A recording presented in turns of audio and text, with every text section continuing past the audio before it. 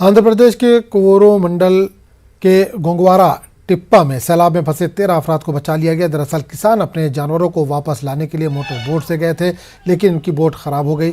रात इन्हें बोट पर ही गुजारनी पड़ी। आज सुबह इन्हें निकालने के लिए ऑपरेशन का आगाज हुआ और तकरीबन 3 घंटों की मशक्कत के बाद इन्हें बाहिफाजत निकालने में कामयाबी मिली। इंतजामिया ने लोगों से नदियों और आबी ज़खायर में न जाने की हिदायत दी है। ख्याल है कि गोदावरी की सतह में मुसलसल इजाफा हो रहा है, जिसके चलते 6 अजला के सैकड़ों गाँव ज़ेर आब आ गए हैं।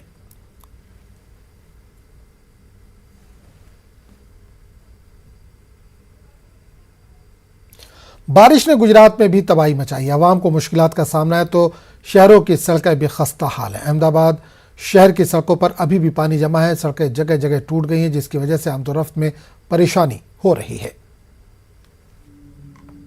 बारिश के कारण जो सड़कें हैं वो टूटकर बिखर गई है। ये अहमदाबाद का जो साउथ बोपल इलाका है, जहां पोस्ट इलाका माना जाता है, लेकिन आप देख सकते हैं कि बारिश आने के बाद कैसी स्थिति है अहमदाबाद की जो अलग अलग इलाके की है। ये साउथ बोपल जो इलाका है उसकी ये तस्वीरें देख सकते हैं कि जहां भी बारिश हुई, बारिश के बाद स्थिति क्या है।